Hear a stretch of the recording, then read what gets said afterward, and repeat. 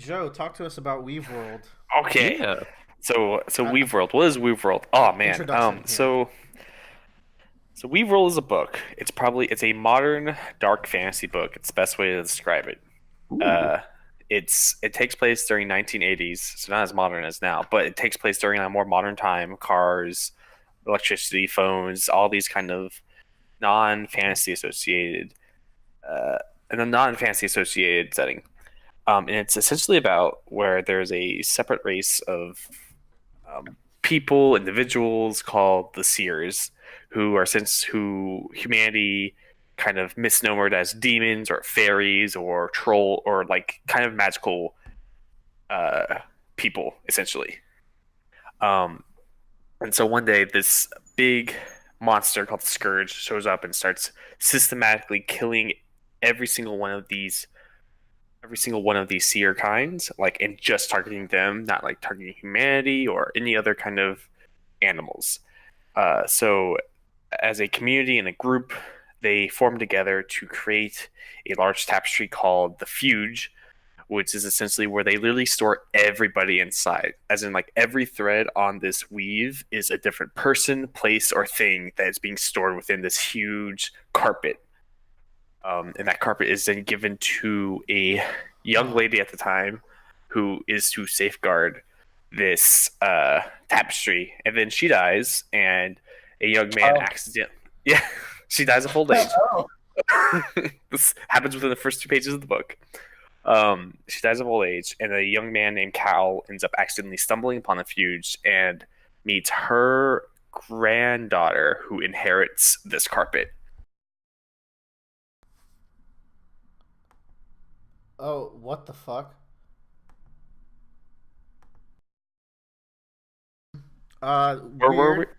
We had We're technical back. Welcome difficulties back. there for a second, but Joe, you were explaining how the granddaughter inherited this physical carpet of fate. Oh yeah. So she inherits this carpet, um, and this boy named Cal ends up stumbling across this carpet as well, and they kind of work together to save the people within this carpet. Um, I'm kind of giving a very generalized summary of the events that unfold because part of what makes this book interesting is the fact that you so many weird and bizarre things happen. It's crazy. Like to some like for example, when there are two villains and they each have their own separate powers. One of the villains has a special vest that basically mind controls people and is really actually kind of cool.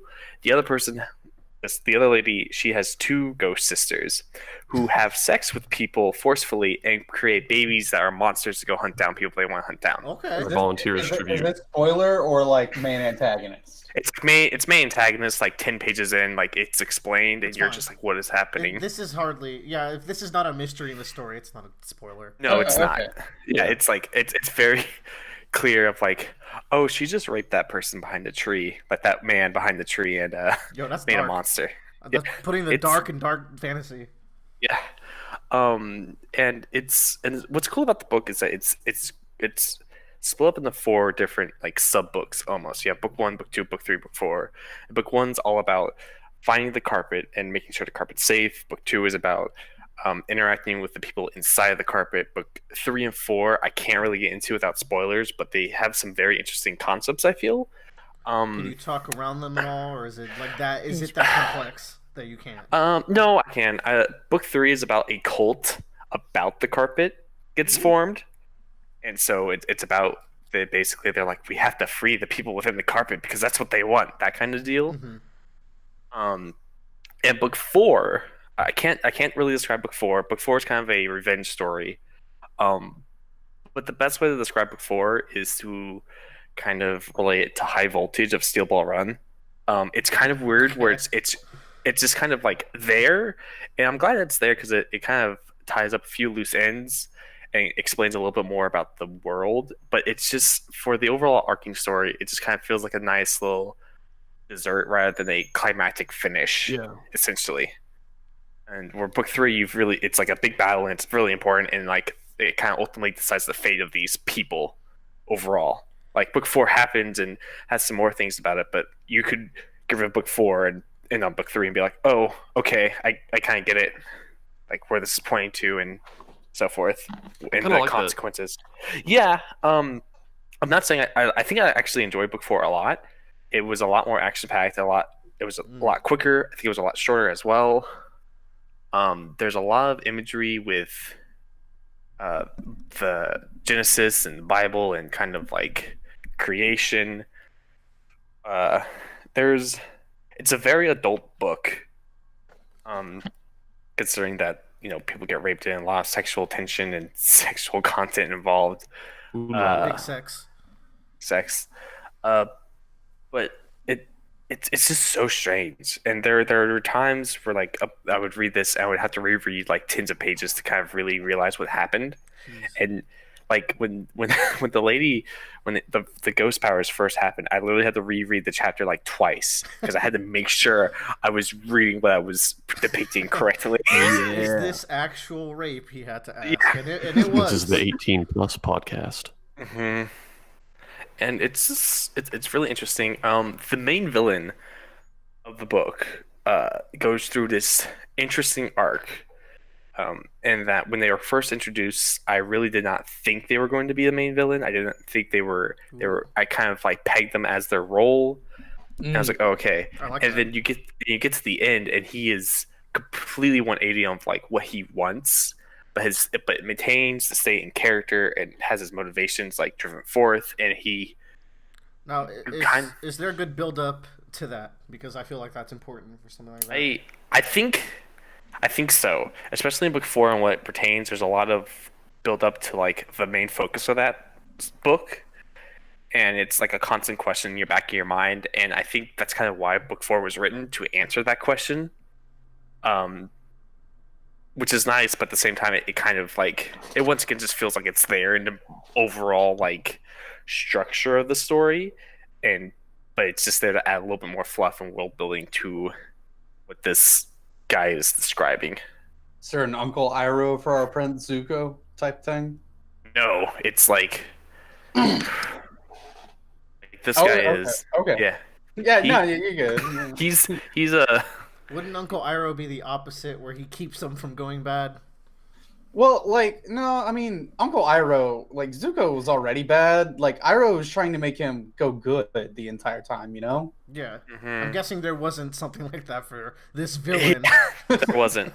But I really... That villain I really enjoyed. I kind of liked his arc, and I liked his persona, I liked his characterization. He's a very manipulative person.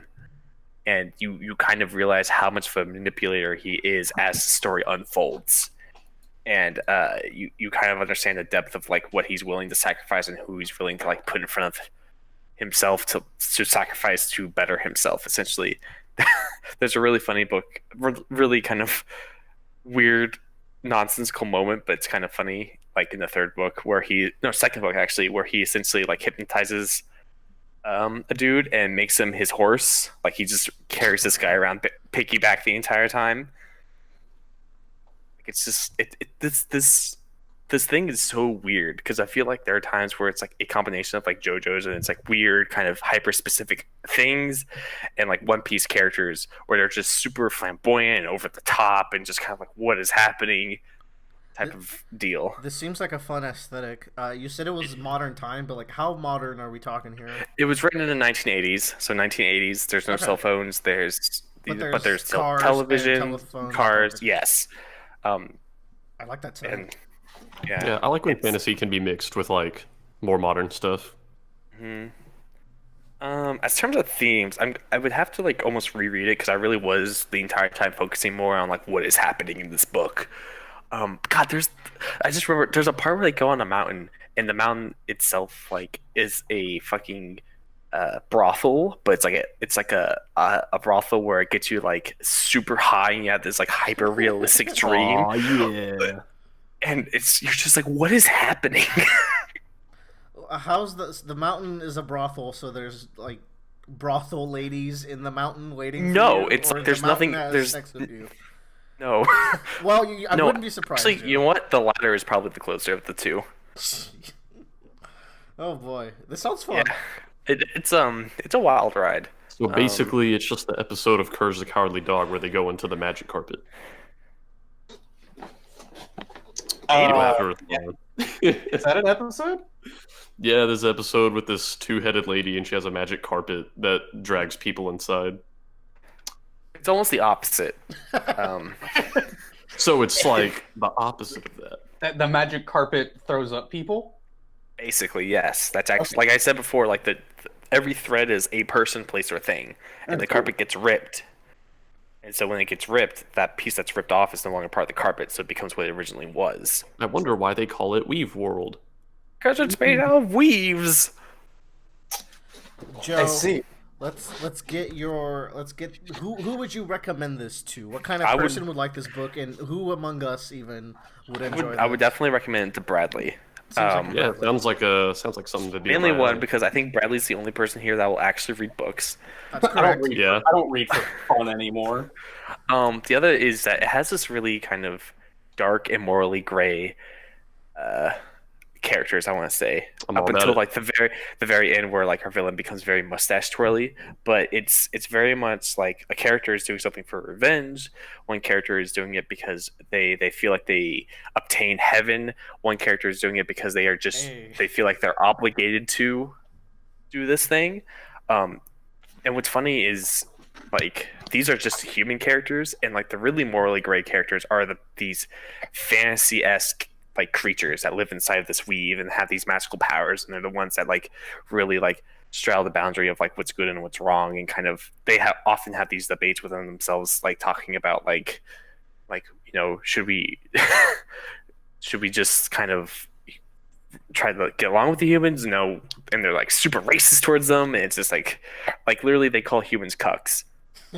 Yeah. Really, the word "cuck." They're called cuckoos. Okay, well, Cuckoos. that's different. If they called them actual cocks, that would be pretty groundbreaking in the 80s. I don't, He was ahead of its time. The idea being that like humans stole the land and now they don't have any land, and that kind of Freaking whole- cucks. basically. But Bradley would definitely like it. If you like kind of a more darker, I don't want to say grimdark, but like a more darker fantasy and more kind of like mature, maybe. I don't. it's a very topic mature. for sure. Yeah, for sure. It's very mature and talks about inheritance and talks about dealing with like your dying relatives and stuff like that, as well as like relationships and marriage and just understanding like where you exist in the world. I feel. Even I'm intrigued by this. Yeah, it's it was 640 pages. It took me about 2 months to read. It could have taken me shorter, but I got stuck reading One Piece. Oh So no. One Piece. no. yeah. Mugiwara. But I really Gaio. I really enjoyed it. I will say that the first few chapters are really kind of like, what is happening? Why does this matter? And then essentially when they sit down and they explain to you what the weave is, that's when everything kind of really kicks off. And you kind of understand like, oh, I understand what the urgency is of this thing. And when I first picked it up, I really didn't. It was completely different from what I expected in terms of Weaveworld. I thought it was a very kind of like hero's journey going into a new world kind of thing, when it's really not. It's about bringing this fantasy world into our world kind of deal, Reverse isekai. basically. Oh boy. Tyler like. Anyways, Okay, Joe. So to wrap up this topic, give Weaveworld its final score and its strongest and lowest points. It's good and bad. I would. Okay, so I like the characters. I like the kind of craziness that happens.